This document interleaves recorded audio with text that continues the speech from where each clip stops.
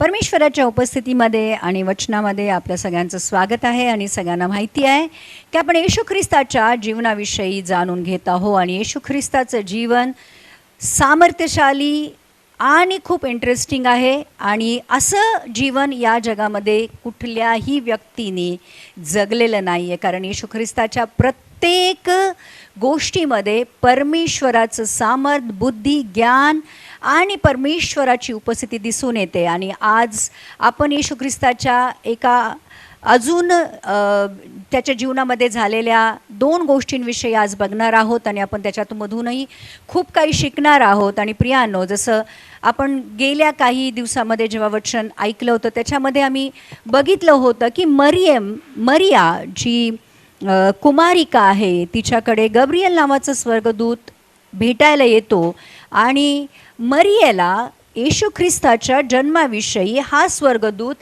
सगळ्या गोष्टी समजून सांगतो की पवित्र आत्मा तुझ्यावर उतरून येईल आणि तुझ्याद्वारे जो जन्माला येईल तो परमेश्वराचा पुत्र म्हणवला जाईल आणि दाविदाच्या वंशातनं तो येईल, तो परमप्रधान परमेश्वर असेल आणि खूप साऱ्या गोष्टी तो तिला सांगतो. आणि ती एक प्रश्न विचारते की हे कसं होईल, कारण मला पुरुष माहीत नाही. आणि मग गब्रियल जो स्वर्गदूत आहे तो तिला सांगतो की तुझ्यावर पवित्र आत्मा उतरून येईल, पवित्र आत्म्याचं सामर्थ्य तुझ्यावर छाया करेल आणि तुझ्याद्वारे जो उत्पन्न होईल तो परमेश्वराचा पुत्र होईल. आणि मग मरिया, जरी तिला काही कळलेलं नसलं तरी ती एक शब्द बोलते की तुझ्या वचनाच्या अनुसार मला हो. आणि येशू ख्रिस्त जो वचन होता, परमेश्वराजवळ होता, जो परमेश्वर होता, तो पवित्र आत्म्याच्या सामर्थ्याने देहामध्ये येतो आणि तो मरियेच्या उदरामध्ये जन्म घेतो. आणि प्रियांनो, ह्या सगळ्या ज्या गोष्टी आहे या झाल्यानंतर मरिया योसेफाकडे जात नाही. सगळ्यात आश्चर्याची गोष्ट ही आहे की जो तिचा होणारा पती आहे त्याच्याकडे मरिया जात नाही, परंतु मरिया अलिशिबा जी तिच्या उतारवयामध्ये, तिच्या म्हातारपणामध्ये गर्भवती आहे, तिला भेटायला जाते आणि तिच्याबरोबर ती 3 महिने राहते.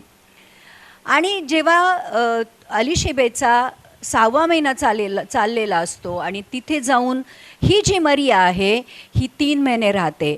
आणि जेव्हा ती परत येते तिकडून तेव्हा योसेफाला कळतं की मरिया 3-4 महिन्याची गर्भवती आहे. आणि मग ॲक्च्युली कुठल्याही नवऱ्याला वाटेल की जी त्याची होणारी बायको आहे ती ऑलरेडी जर गर्भवती आहे तर त्याला कसं वाटेल. आज आपण येशू ख्रिस्ताच्या जन्माच्या आधी जेव्हा योसेफाला कळतं की मरिया गर्भवती आहे, तर आज देवदूत येऊन योसेफाची कशी समजूत काढतो आज त्या वचनाविषयी ऐकणार आहोत. आणि मत्तेकृत वर्तमानाचं 1 अध्यायाचं 18व्या वचनापासून आज आपण वचनाचा अभ्यास करणार आहोत की कसा देवदूत योसेफाकडे येतो आणि योसेफाची समजूत काढतो. तर 18व्या वचनामध्ये लिहिलं आहे, येशू ख्रिस्ताचा जन्म या प्रकारे झाला. त्याची आई मरिया हिचे योसेफास वाग्दान झाल्यावर त्यांचा सहवास होण्यापूर्वी ती पवित्र आत्म्यापासून गर्भवती झालेली दिसून आली. या प्रत्येक वचनामध्ये किंवा शब्दामध्ये परमेश्वराने किती डिटेलमध्ये गोष्टी सांगितल्या आहेत ते आपण बघू शकतो. की येशू ख्रिस्ताचा जन्म या प्रकारे झाला. त्याची आई, येशू ख्रिस्ताची आई मरिया योसेफाला वाग्दन होती. वाग्दनचा अर्थ होतो एंगेजमेंट झालेली होती. वाग्दनचा अर्थ होतं की त्या दोघांचं, जसं आपल्या आजकालच्या जमान्यामध्ये असं आहे की साखरपुडा होतो, एंगेजमेंट होते, तसे ती वाग्दन होती. परंतु त्या युगामध्ये किंवा त्या जमान्यामध्ये असं होतं की वाग्दन या शब्दाचा अर्थ असा होता की विवाहाचा एक असा भाग होता जिथे मुलगा आणि मुलीचे नातेवाईक एकत्र यायचे आणि ते नातेवाईक कायदेशीर कागदपत्र जे आहेत त्याच्यावर हस्ताक्षर करायचे आणि त्या विधीनंतर की हे लग्न आता या लग्नाला दोन्ही बाजूनी होकार आहे, हे लग्न ठरलेलं आहे, ते लग्न ठरलेलं आहे हे रजिस्टर करण्यासाठी दोन्ही बाजूनी कागदपत्र साईन केले जायचे आणि मग त्या ह्याच्यानंतर लग्नाची विधी किंवा लग्नाची तारीख कधी आहे ती तारीख काढली जायची.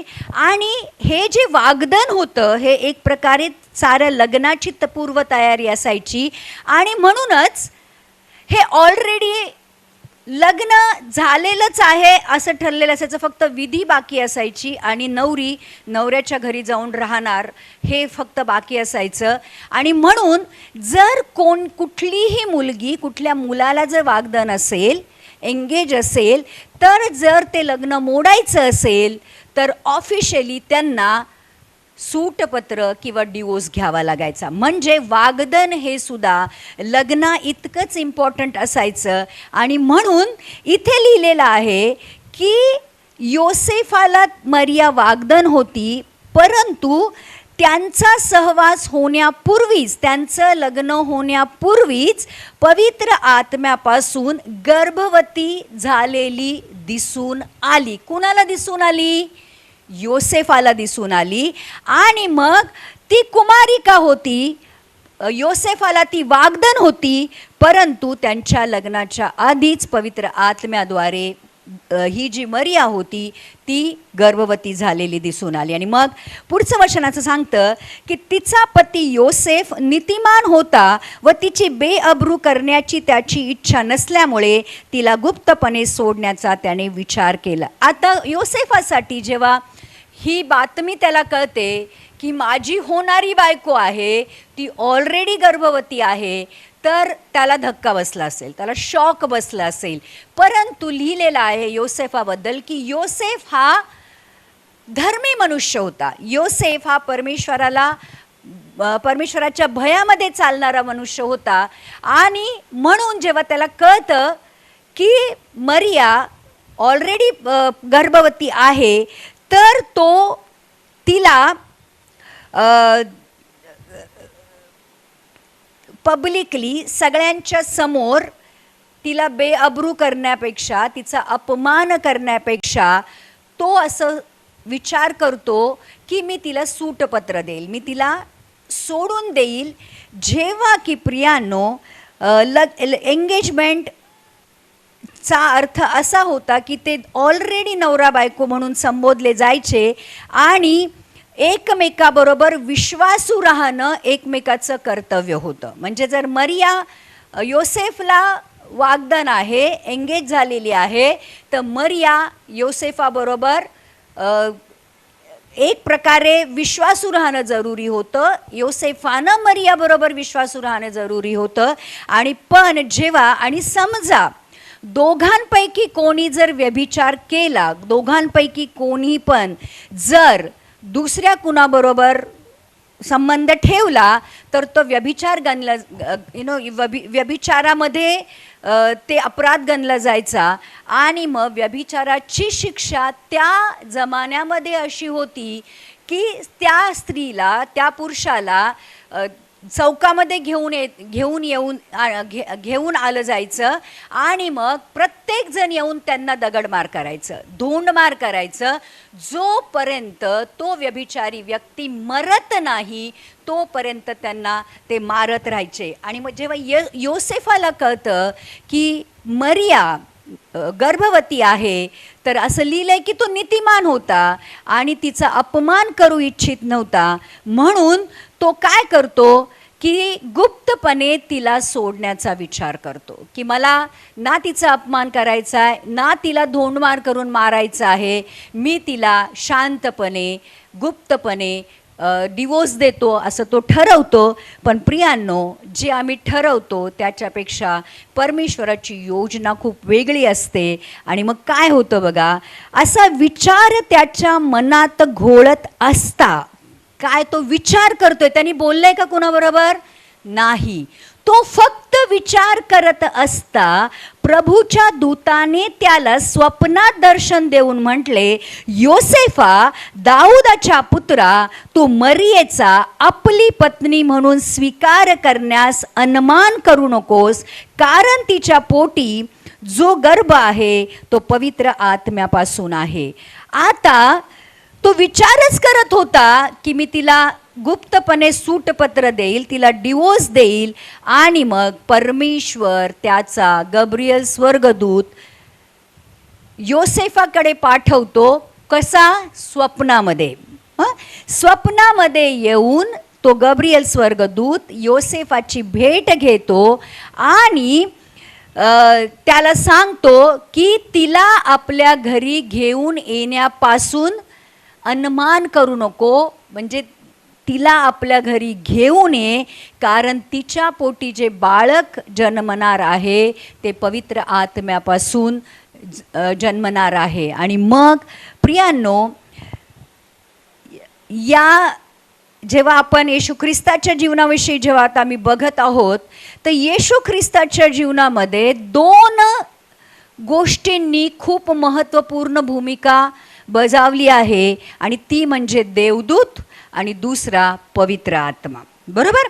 समजा देवदूत जर योसेफाला येऊन भेटला नसता, भले स्वप्नामध्ये भेटला की बघ मरिया जी आहे तिने कुठला व्यभिचार केलेला नाहीये, परंतु तिच्या उदरामध्ये जे बाळक आहे ते पवित्र आत्म्याद्वारे जन्मलेला आहे, म्हणून तू तिला आपल्या घरी घेऊन जाण्यासाठी अनाकानी करू नको, तिला आपल्या घरी घेऊन जा. जर कुठल्या मनुष्याने, मला सांगा एक गोष्ट, जर कुठल्या मनुष्याने येऊन योसेफाला हे सांगितलं असतं तर योसेफाने विश्वास ठेवला असता? या जगातला कितीही मोठा मनुष्य जर येऊन योसेफाला सांगितलं असतं की बघ योसेफा, ही जी मरिया ज्या गरोदर आहे, गर्भवती आहे, ती पवित्र आत्म्याद्वारे आहे. कारण जगाच्या इतिहासामध्ये पहिल्यांदा बिना पुरुषाची एक स्त्री गर्भवती राहिली होती. बरोबर? बरोबर? आणि समजा जर स्वर्गदूत येऊन सांगत नाही तर योसेफाने कधीच विश्वास ठेवला नसता. आणि म्हणून प्रियांनो, मी म्हटलं की येशू ख्रिस्ताच्या जीवनामध्ये देवदूत आणि पवित्र आत्मा या दोघांनी खूप महत्त्वपूर्ण भूमिका बजावली आहे. आणि प्रियांनो, जर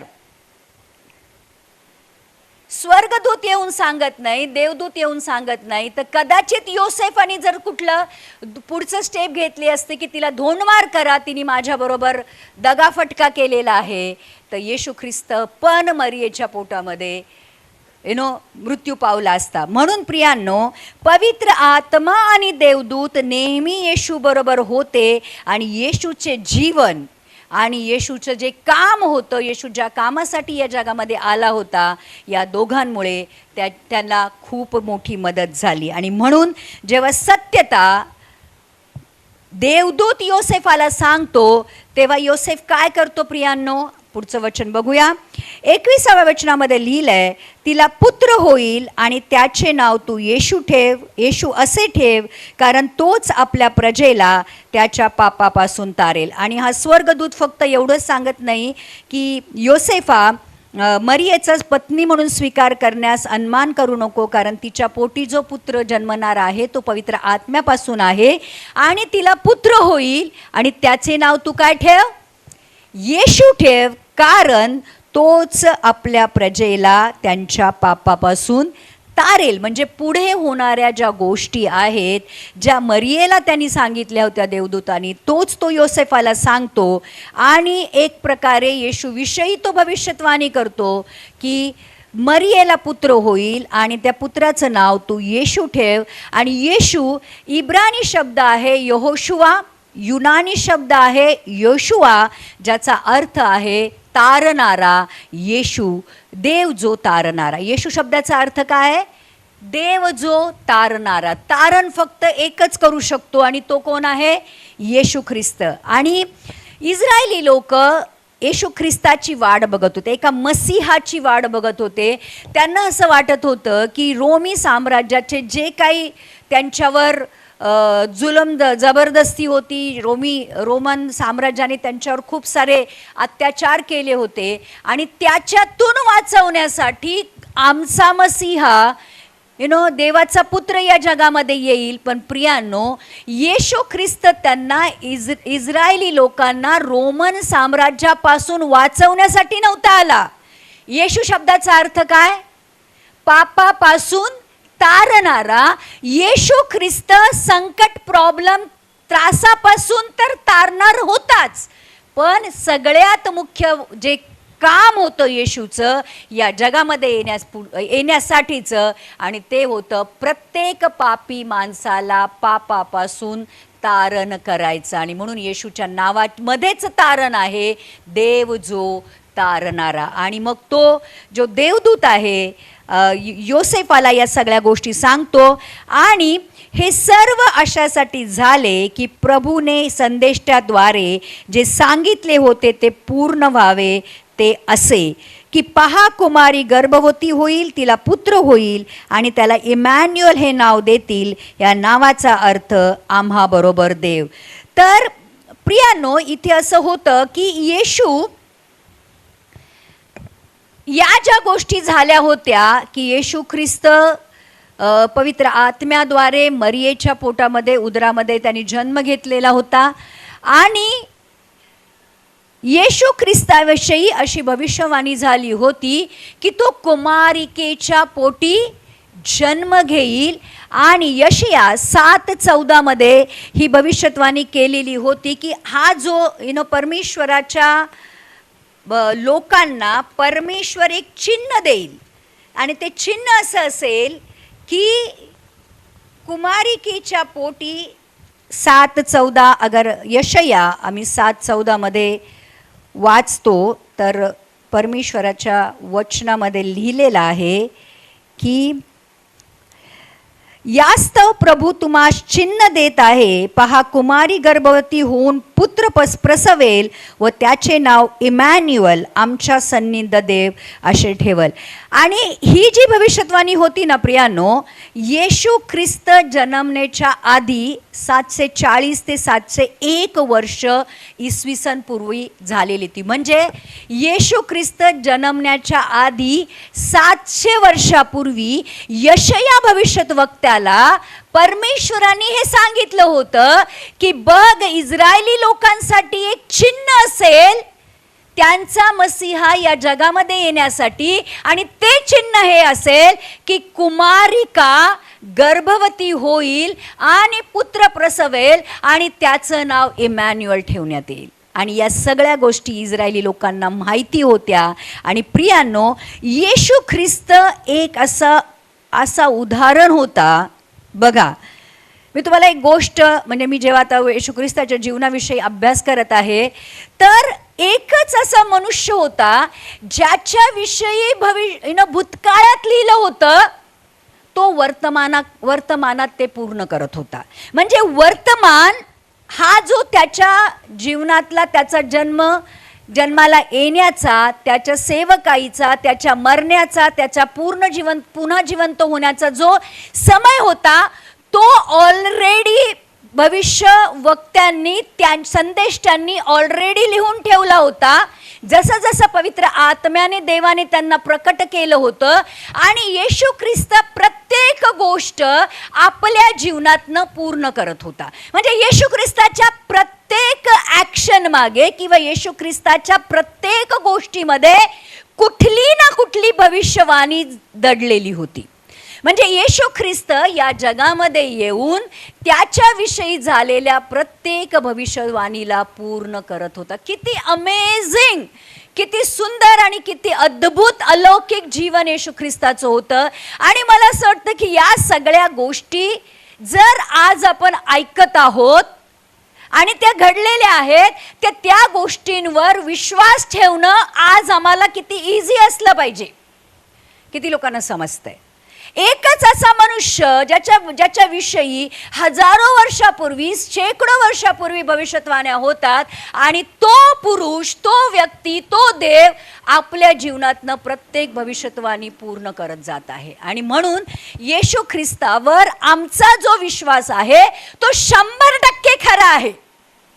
प्रियांनो, या जगामध्ये आम्ही कुणावर विश्वास ठेवू शकत नाही, फक्त येशूवर ठेवू शकतो. कारण त्याच्याविषयी लिहिलेली प्रत्येक गोष्ट येशू ख्रिस्ताने आपल्या जीवनामध्ये येऊन पूर्ण केली.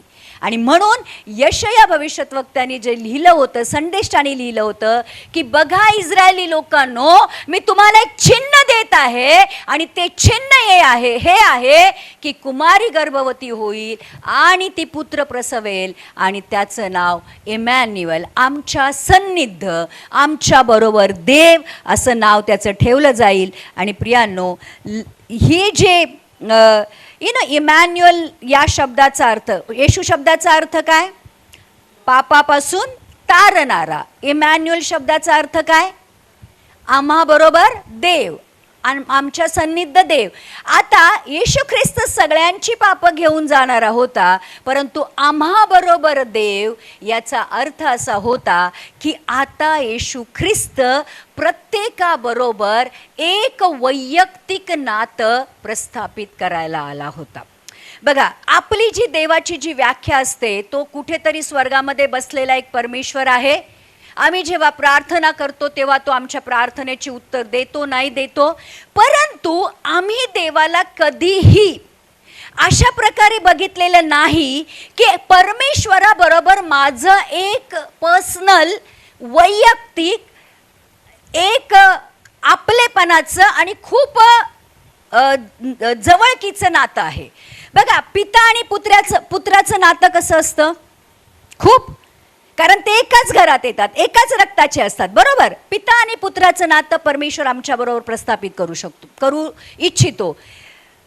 परमेश्वर आमच्या बरोबर डोकं आणि देह असं नातं प्रस्थापित करू इच्छितो. येशू ख्रिस्त आमचं मस्तक आहे आणि आम्ही त्याचं शरीर आहे. म्हणजे मस्तकाचं आणि शरीराचं नातं कसं आहे प्रियांनो? ते एकमेकाशिवाय जीवन जगू शकत नाही, बरोबर. आता नवरा आणि नवरीचं नातं किती वैयक्तिक आणि किती जवळकीचं असणार? आम्हाला माहिती आहे की नवरा बायकोचं नातं किती जवळ. येशू नवरा आहे आणि आम्ही त्याची नवरी आहोत. येशू ख्रिस्त हा दाखलता आहे. येशू ख्रिस्त दाखलता आहे आणि आम्ही त्याची तो वेल आहे आणि आम्ही त्याची फांदी आहोत. मला सांगा,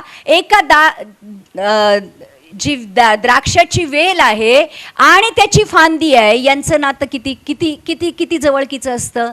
प्रियांनो, इमॅन्युअल शब्दाचा अर्थ असा आहे की पिता पुत्र, नवरा नवरी, द्राक्षाची वेल आणि त्याची फांदी आणि मस्तक आणि शरीराचं जे नातं आहे एकमेकाबरोबर, ते नातं, तसं नातं इमॅन्युअल परमेश्वर आमच्या बरोबर प्रस्थापित करू इच्छितो.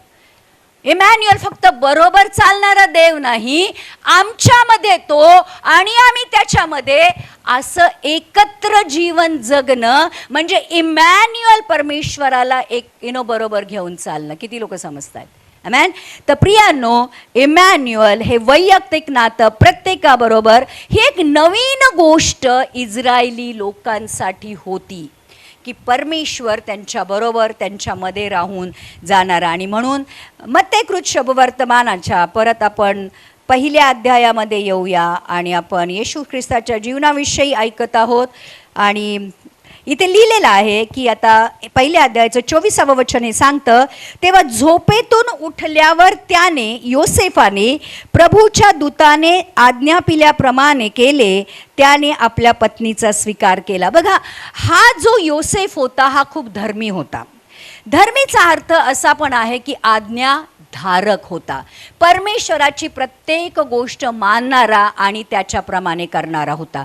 परमेश्वरावर विश्वास ठेवणारा होता. आणि जसं योसेफाला देवदूताने स्वप्नामध्ये दर्शन देऊन सांगितलं की मरियेला आपल्या घरी घेऊन ये, हा योसेफ झोपेतनं उठतो आणि आपल्या पत्नीला सकाळी सकाळी जाऊन, मला असं वाटत असेल की मरियेला आपल्या घरी घेऊन येतो. म्हणजे हा किती आज्ञाधारक आहे हे बघा. आणि पुढे सुद्धा आपण जेव्हा बघू योसेफाबद्दल, जेव्हा जेव्हा योसेफाला देवदूताने येऊन दर्शन दिलं आणि काही करायला सांगितलं, हा व्यक्ती इतका प्रॉम्प्ट होता, हा व्यक्ती इतका परमेश्वराची आज्ञा मानणारा होता. किंतु परंतु या सगळ्या गोष्टी बघा, आज देवदूताने त्याला सांगितलं होतं की तू तू तू मरियलचा स्वीकार कर, कारण तिच्या पोटामध्ये जे बाळ आहे ते पवित्र आत्म्यापासून आहे. एका पुरुषाला याच्यावर विश्वास ठेवणं कठीण नाही, असंभव होतं, परंतु योसेफाने ठेवलं. आणि मग दुसऱ्या दिवशी तो मरियेला आपल्या घरी घेऊन येतो आणि पुत्र, आणि पुढं असं लिहिलेलं आहे की तरी तिला पुत्र होईपर्यंत त्याने तिला जाणले नाही, त्याने त्याचे नाव येशू असे ठेवले. आणि दुसरी महत्त्वाची गोष्ट ही होती की तो पत्नी म्हणून आपल्या घरी तिला घेऊन येतो, परंतु जोपर्यंत येशू ख्रिस्ताचा जन्म होत नाही तोपर्यंत तो तिला पवित्रच ठेवतो. तिला जाणत नाही. म्हणजे प्रियांनो, एक खूप मोठं आपण म्हणू शकतो की तो बलिदान करतो आणि येशू ख्रिस्ताचा जन्म होईपर्यंत मरिया पवित्र राहते. हे एक खूप मोठं योसेफाचं योगदान आहे येशू ख्रिस्ताच्या जीवनामध्ये. आणि मग 2 नावं दिली आहेत येशूला. एक आहे येशू, त्याचे नाव त्याचे काम दर्शवते. येशू कुठल्या कामासाठी आला होता? पापांपासून तारण करण्यासाठी. म्हणजे येशू हे नाव व्हॉट ही डज, तो जे करतो ते दाखवतं. आणि इमॅन्युअल आहे, जो तो आहे, व्हॉट ही इज.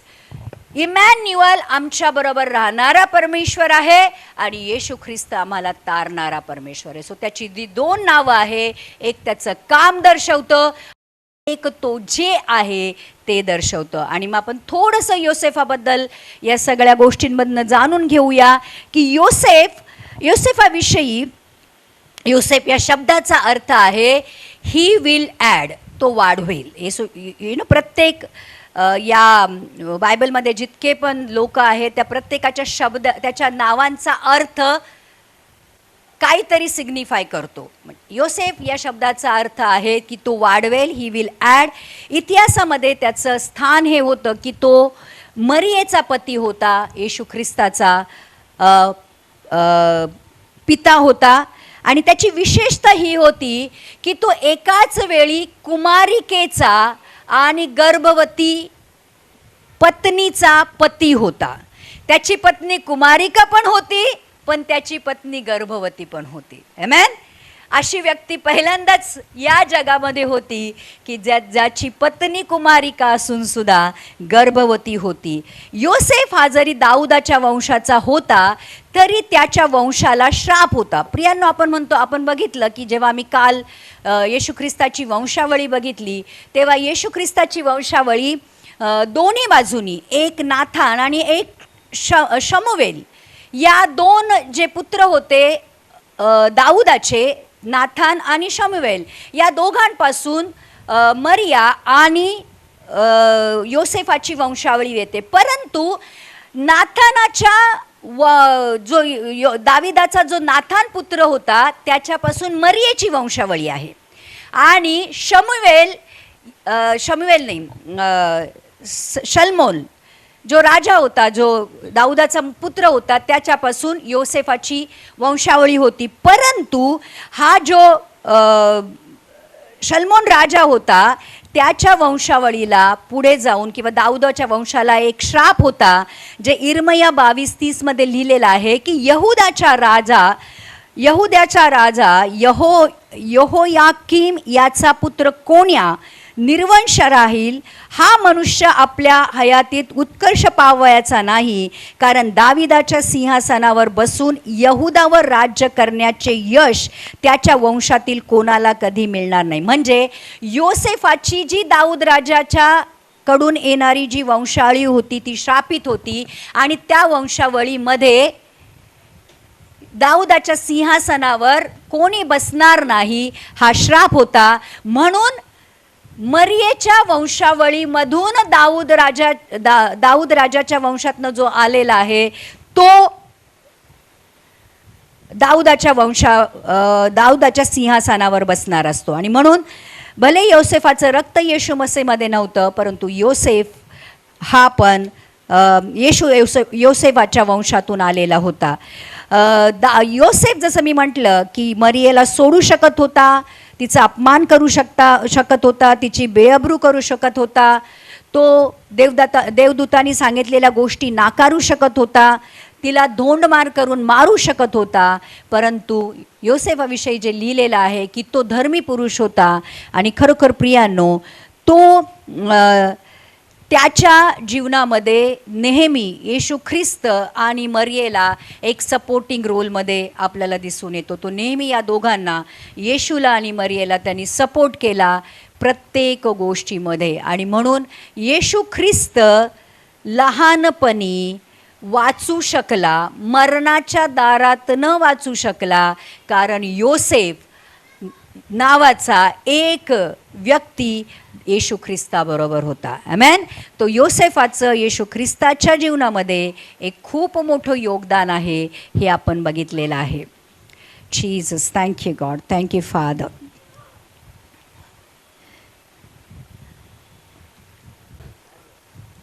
येशू ख्रिस्ताचा जन्म कसा झाला, आज आपण या गोष्टीवर विचार करणार आहोत. वचनामधनं आपण बघणार आहोत येशू ख्रिस्ताचा जन्म कसा झाला. लूककृत शुभवर्तमानाच्या 2ऱ्या अध्यायाची काही पहिली वचनं आपण आज बघणार आहोत.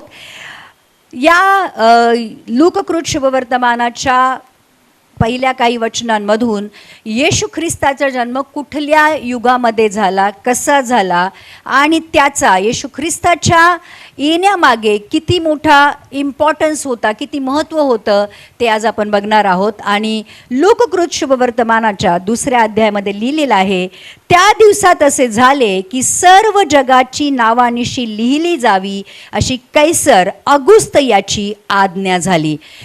येशू ख्रिस्त जन्माला येण्याच्या आधी कैसर नावाचा जो राजा होता यहुदियामध्ये, त्याने अशी आज्ञा काढली की पूर्ण जगामध्ये, कुठे, पूर्ण जगाची पहिल्यांदा जनगणना करायची आहे. आणि जेव्हा जनगणना करायची आहे तर प्रत्येक व्यक्तीने आपल्या मूळ गावी, जिथून त्यांचा वंश चालू होतो, त्या गावी जायचं आणि त्या गावी जाऊन तिथे जे काही सरकारी अधिकारी आहे त्यांच्याकडे जाऊन आपली नावं लिहायची. अशी जनगणना त्यावेळेस कैसर राजाने त्या जमान्यामध्ये आज्ञा काढली की प्रत्येक जण आपल्या मूळ गावी जाईल आणि त्या मूळ गावी जाऊन आपलं नाव रजिस्टर करेल.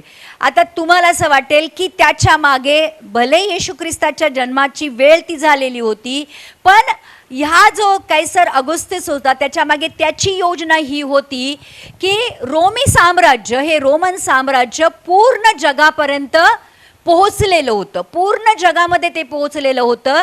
आणि त्यांना बघायचं होतं की किती लोक या जगामध्ये आहेत आणि त्यांना टॅक्सेशन सुरू करायचं होतं, म्हणजे कर आकारणी सुरू करायची होती. कारण रोमी साम्राज्याला त्यांच्या सैन्याची देखभाल करण्यासाठी ज्या प्रदेशात, ज्या राज्यामध्ये त्यांचं राज्य आहे तिथे लोकांना सुखसुविधा देण्यासाठी, रोड बनवण्यासाठी किंवा जे पण लोकांना चांगल्या गोष्टी देण्यासाठी त्यांना पैशाची गरज होती. आणि म्हणून त्यांनी जनगणना सुरू केली की जितके पण लोक आहे त्यांच्याकडनं आम्ही काय करू, जसं आम्ही सरकारला टॅक्स देतो आणि त्या बदल्यामध्ये सरकार आम्हाला शुद्ध पाणी, रोड, ज्या काही सुविधा आहेत त्या देतं. त्यासाठी रोमी साम्राज्याने पहिली जनगणना सुरू केली होती. आणि ती येशू ख्रिस्ताच्या जन्माच्या, म्हणजे येशू ख्रिस्ताच्या जन्माच्या आधी सुरू झाली. एक साधारण AD 5-6च्या दरम्यान ह्या जनगणनेला सुरुवात झाली. आणि मग असं लिहिलेलं आहे पुढच्या वचनामध्ये, लूककृत शुभवर्तमानाचा 2ऱ्या अध्यायाचं 2रं आणि 3रं वचन लिहितं की क्विरिनिय हा सूर्याचा सुभेदार असताना ही पहिली नावनिशी झाली. हा एक अधिकारी होता, त्याचं नाव इकडे लिहिलेलं आहे. आणि तेव्हा सर्व लोक आपापल्या गावी नावनिशी लिहून द्यावयास गेले. ती आज्ञा होती. काय होती? आज्ञा होती. आणि ती इमिजिएटली, लगेच त्याचं पालन करणं गरजेचं होतं. आणि म्हणून प्रत्येक जण, कारण राजाची आज्ञा कोणी मोडेल त्याला मोठी शिक्षा होत असे, तर प्रत्येक जण आपल्या मूळ गावी जाण्यासाठी निघाले, कारण राजाची ती आज्ञा होती. आणि असं लिहिलेलं आहे की योसेफ हा दाविदाच्या घराण्यातला व कुळातला असल्यामुळे तोही गालिलातील नासरेत गावाहून यहुदियातील दाविदाच्या बेथलेहेम गावी गेला. आणि जसं आपण बघितलं की नासरेत जे गलीलमध्ये होतं आणि बेथलेहेम हे यहुदामध्ये होतं, तर तिथून नासरेतमधनं बेथलेहेममध्ये जाण्यासाठी कमीत कमी 80 मैल हे दूर गाव होतं. आणि बराच दिवस लागणार होते त्यांना नासरेतमधनं गलिलामध्ये नासरेतमधनं बेथलेहेममध्ये येण्यासाठी. आणि ते अजून एक लिहिलेलं आहे की व नावनिशी लिहून देण्यासाठी त्याला वाग्दत्त झालेली मरिया गरोदर असताना तिलाही त्याने बरोबर नेले. बरोबर, कारण मरिया पण कुठली होती? बेथलेहेम मधली होती. मरिया पण दाऊदाच्या वंशातली होती. योसेफ पण दाऊदाच्या वंशातला होता. आता मरिया गर्भवती होती आणि गर्भवती अवस्थेमध्ये सुद्धा राजाने आज्ञा दिली होती, म्हणून दोघांना बेथलेहेममध्ये जाणं गरजेचं होतं. म्हणजे त्यांना जाणं जरुरी होतं. आणि म्हणून हे दोघं जण नासरेतमधनं बेथलेहेममध्ये जाण्यासाठी निघतात. आणि प्रियांनो, असं लिहिलेलं आहे की आणि तिचा तेथे असताना असे झाले की तिचे दिवस पूर्ण झाले आणि तिचा प्रथम पुत्र झाला. त्याला तिने बाळंत्याने गुंडाळून गव्हाणीत ठेवले, कारण त्यांना उतार शाळेत जागा नव्हती. आणि मग खूप सारे लोक जे आहेत ते बेथलेहेममध्ये आले होते. पूर्ण जगातनं ज्यांचं दाविदाच्या वंशामध्ये किंवा बेथलेहेमशी ज्यांचं मूळ गाव होतं, ती सगळी लोक बेथलेहेममध्ये आली असतील. आणि सगळी बेथलेहेमची हॉटेलं, घरं फुल असतील, जागा नव्हती. आणि आता असा प्रॉब्लेम झाला होता की जी मरिया होती तिचे दिवस पूर्ण झाले होते, तिची प्रसूती कधी पण होणार होती, तिची डिलिव्हरी कधी पण होणार होती आणि यांना जागा मिळत नव्हती. आणि मग एका गव्हाणीमध्ये त्यांना थोडीशी जागा मिळते आणि मग तिथे येशू ख्रिस्ताचा जन्म होतो. आणि किती स्पेसिफिकली लिहिलेलं आहे की बाळंतण्यात त्याला गुंडाळून गव्हाणीत ठेवले, कारण त्यांना ते जिथे पूर्ण बेथलेहेममध्ये जितकी पण हॉटेल्स होते किंवा जिथे लोक उतरू शकत होते, राहू शकत होते, तिथे त्यांना जागा मिळाली नाही. तर प्रियांनो, येशू ख्रिस्ताचा जन्म पहिल्या जनगणनेच्या वेळी होणं हा एक फक्त कोइन्सिडन्स होता की ते होणं आवश्यक होतं? तुम्हाला काय वाटतं? ते होणं आवश्यक होतं. कारण प्रियांनो, येशू ख्रिस्ताच्या जन्माच्या आधी आजही जग एक कॅलेंडर फॉलो करतं, एक कॅलेंडरला मानतं.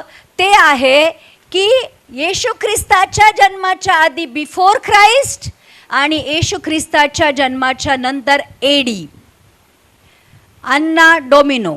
म्हणजे याचा अर्थ असा आहे की in the year of the lord. एडीचा अर्थ होतो in the year of the lord. ज्या वर्षामध्ये येशू ख्रिस्त परमेश्वराचा पुत्र या जगामध्ये आला, त्याच्यानंतर एडी सुरू झालं. आणि जेपर्यंत येशू ख्रिस्त या जगामध्ये आला नव्हता त्याला बिफोर ख्राइस्ट म्हणतात, BC. तर प्रियो, येशू ख्रिस्ताने येऊन फक्त जीवन नाही बदललं, येशू ख्रिस्ताने येऊन इतिहास बदलला.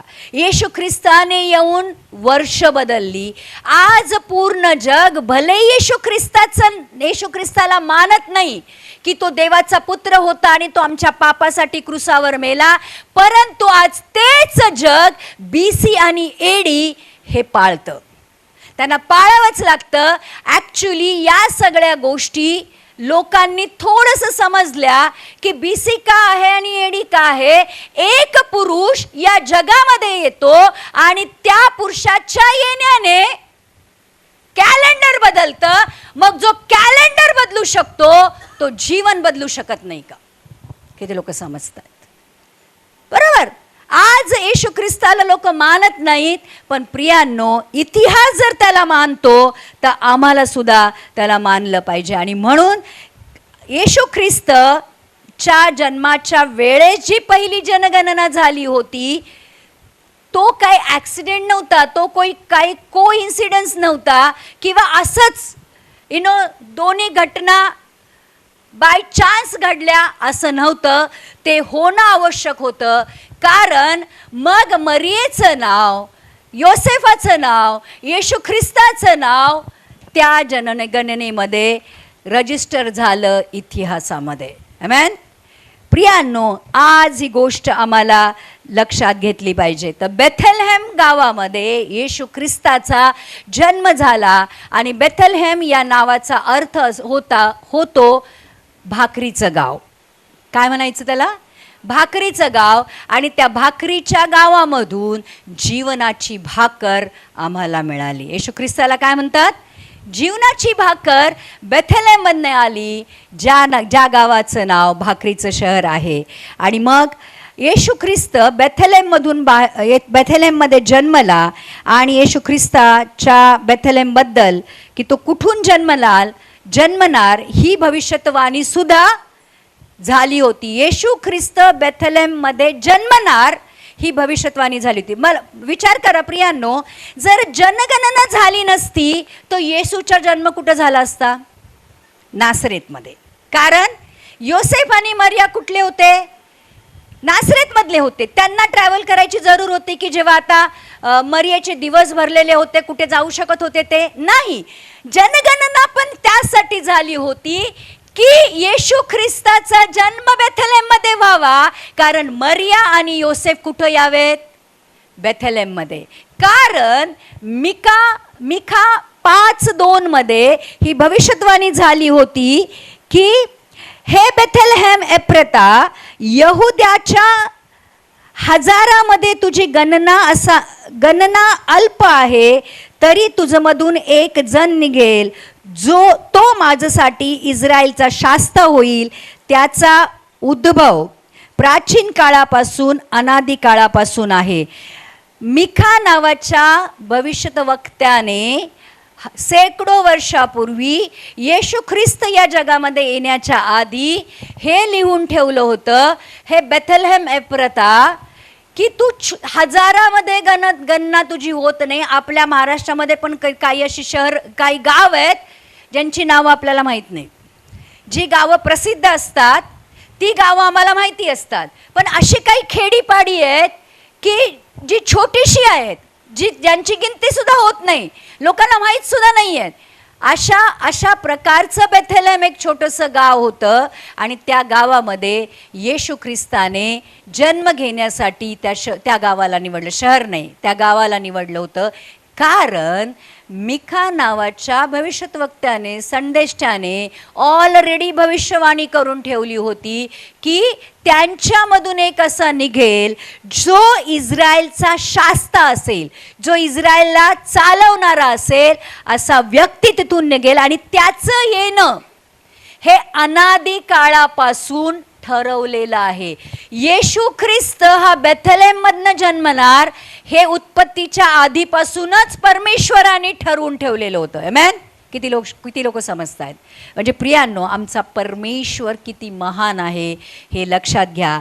आणि मग हे 700 वर्षापूर्वी ही भविष्यवाणी केली होती मिका या संदेष्टाने की येशू ख्रिस्त कुठून जन्मेल?